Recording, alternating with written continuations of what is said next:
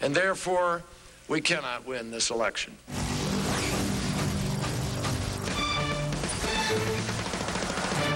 There is a small but blood-curdling group of reports of voting irregularities and possible fraud, principally in Ohio and Florida. And that group of reports is moving from that end of the spectrum, in which believers are also likely to be wearing hats made out of Reynolds wrap, to the other end of the spectrum, in which the believers are going to the General Accounting Office and perhaps the FBI. Ohio has other problems tonight. The state reports 92,000 presidential votes did not count. I was an election inspector for 10 years, and when the Florida debacle happened, I quit. I was so angry because the whole sanctity of the process was destroyed. To me, the election is a very central issue. It's not left, it's not right, it's central. And that we have to have a much higher standard for that process than we have for our political processes. Well, why do you think so many people that I know in my neighborhood who are good Democrats are telling me, forget about it, it's over, there's nothing we can do? Because there's been a media blackout. Because nobody's talking about it. People haven't seen a smoking gun. Activists networked together in solidarity. You see, we're just little guys. We're numerous, but we're little guys. Yeah, white paper. I think I'll start running into itself. Yeah. I think it's perfect. It looks great. Good evening. An Associated Press poll tonight suggests that 54% of us Americans have been given renewed confidence about the nation's electoral system based on last week's decisive presidential election. You guys might want to put that poll back into the field again next week.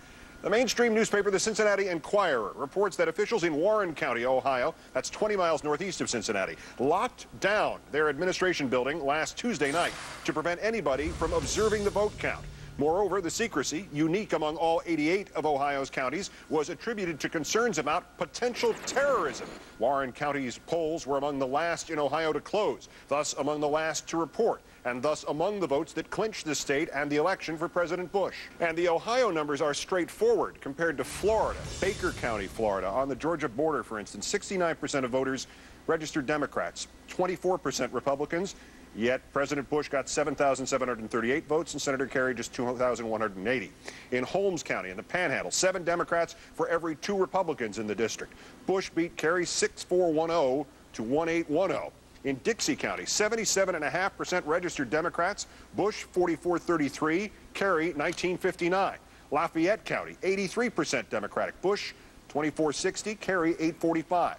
In Liberty County, Bristol, Florida, 88% of registered voters there are Democrat, 8% Republican, Bush 1,927, Kerry 1,070. In Florida counties where optical scanning of paper ballots was not used, no such violent swings were reported. Counties with heavy Democratic registration voted Democratic. Counties with heavy Republican registration voted Republican. The other thing is, Mandeep was talking about educating ourselves. So I want you guys to help me out. We'll just think about some websites. For the 6 weeks since the election, somewhere around 20% of the nation's citizens have continued to doubt the election. And much of the other 80% have dismissed those doubts, largely by saying, well, how come the Democrats aren't screaming about it? Or if there's a problem, where's the FBI? Or how come I haven't read about this in the New York Times?